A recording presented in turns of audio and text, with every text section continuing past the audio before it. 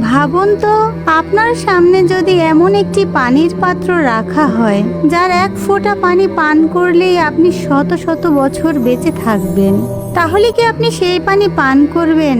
আসসালামু আলাইকুম প্রিয় ভাই ও বোনেরা। কিন্তু অবাক করার বিষয় হলো, আল্লাহর মহান নবী হযরত সুলাইমান আলাইহিস সালামের সামনে যখন এমন একটি সুযোগ এসেছিল, তখন তিনি সেই পানি পান করেননি। কেন করেননি? কে তাকে এমন পরামর্শ দিয়েছিল যার কারণে তিনি এই বিরল সুযোগ ফিরিয়ে দিয়েছিলেন?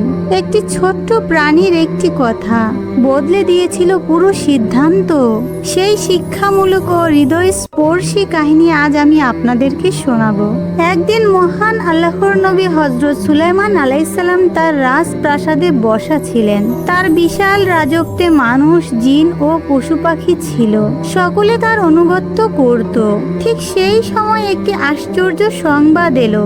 কথিত আছে, আকাশ থেকে এমন একটি পাত্র আনা হলো যার মধ্যে ছিল আবে হায়াতের পানি, এমন এক পানি যা পান করলে দীর্ঘ জীবন লাভ করা যায়। পাত্রটি দেখে সুলাইমান আলাইহিস সালাম গভীর চিন্তায় পড়ে গেলেন। তিনি ভাবলেন, এত বড় সিদ্ধান্ত কি একা নেওয়া উচিত? তখন তিনি তার জ্ঞান ও প্রজ্ঞা অনুযায়ী বিভিন্ন প্রাণীর মতামত জানতে চাইলেন।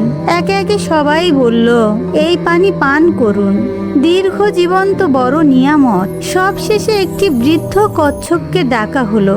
কচ্ছপটি ধীর কণ্ঠে বলল, হে আল্লাহর নবী, এই পানি কি শুধু আপনার জন্য, না আপনার আপন এবং শুভাকাঙ্ক্ষী সকলের জন্য? তখন সুলাইমান আলাইহিস সালাম বললেন, না, এই পানি শুধু আমার জন্য। তখন বৃদ্ধ কচ্ছপটি বলল, আপনি যদি এই পানি পান করেন তবে হয়তো বহু বছর বেঁচে থাকবেন, কিন্তু আপনার প্রিয়জনেরা, আপনার সন্তানরা, আপনার বন্ধু ও সঙ্গীরা, তারা তো একে একে পৃথিবী ছেড়ে চলে যাবে। আপনি তাদের হৃদয়ের বেদনা বারবার দেখবেন। দীর্ঘ জীবন পাবেন ঠিকই, কিন্তু সেই জীবনের বিচ্ছেদ কষ্ট দীর্ঘ হবে। কচ্ছপের কথা শুনে সুলাইমান আলাইহিস সালাম নীরব হয়ে গেলেন। তিনি আকাশের দিকে তাকালেন এবং উপলব্ধি করলেন, জীবনের সৌন্দর্য শুধু দীর্ঘ সময় বেঁচে থাকার মধ্যে নয়, বরং আল্লাহর সন্তুষ্টি নিয়ে বেঁচে থাকার মধ্যেই প্রকৃত সফলতা। তখন তিনি সেই পানি পান না করার সিদ্ধান্ত নিলেন। তিনি বললেন, আল্লাহ আমার জন্য যে সময় নির্ধারণ করেছেন আমি তাতেই সন্তুষ্ট। মানুষের জন্য সবচেয়ে উত্তম হলো তার রবের ফয়সালার উপর সন্তুষ্ট থাকা। সেদিন সবাই বুঝতে পারলো, পৃথিবীর সময় যতই দীর্ঘ হোক তা একদিন শেষ হবেই। চিরস্থায়ী জীবন কেবল আখিরাতের জীবন। প্রিয় ভাই ও বোনেরা আমার, দুনিয়ার জীবন ক্ষণস্থায়ী, দীর্ঘ জীবন নয়। নেক জীবনই সবচাইতে মূল্যবান। আল্লাহর ফয়সালার উপর সন্তুষ্ট থাকাই মুমিনের গুণ। আখিরাতের সফলতাই প্রকৃত সফলতা। দুনিয়ার জীবন ক্ষণিকের, কিন্তু আখিরাত চিরস্থায়ী। তাই আসুন আমরা এমন জীবন গড়ি যা আল্লাহর সন্তুষ্টি অর্জনের মাধ্যমে জান্নাতের পথে নিয়ে যাবে। আমিন। মৃত্যুর অপেক্ষায় কিছু মানুষ। আমার জীবনের এক সত্য ঘটনা। হযরত সুলাইমান আলাইহিস সালামের জীবনের ঘটনা পড়ার পর হঠাৎ করেই আমার নিজের জীবনের দেখা একটি বাস্তব ঘটনা মনে পড়ে গেল। ঘটনাটি এমন কিছু মানুষের যাদের চোখে আমি মৃত্যুর জন্য এক গভীর আকুতি দেখেছি, এমন আকুতি যা ভাষায় প্রকাশ করা কঠিন। আমাদের গ্রামের বাড়ির কয়েকটি বাড়ি পরেই একজন বৃদ্ধ দাদি বাস করেন। তার বয়স 100-রও বেশি হবে। আল্লাহর অশেষ রহমতে তিনি এখনো নিজের পায়ে হাঁটতে পারেন, কিন্তু বয়স তো আর কাউকে ছাড় দেয় না। প্রতিটি পদক্ষেপেই তার কষ্ট হয়। তারপরও প্রয়োজনের তাগিদে কখনো বাজারে যায়, কখনো বা ওষুধ আনতে যায়। আমরা যখন শহর থেকে গ্রামে যাই তখন তিনি অবশ্যই আমার কাছে আসবেন, আর আসলেই তার মুখে একটি কথাই শুনি, মা, আমার মরণ হয় না কেন?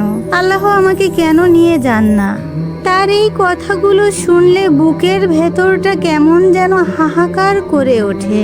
তার চোখের দিকে তাকালে মনে হয় মৃত্যু যেন তার কাছে ভয়ের কোনো বিষয় নয়, বরং বহু দিনের আকাঙ্ক্ষিত প্রিয় অতিথি। শান্তি, যার জন্য তিনি অপেক্ষা করে আছেন।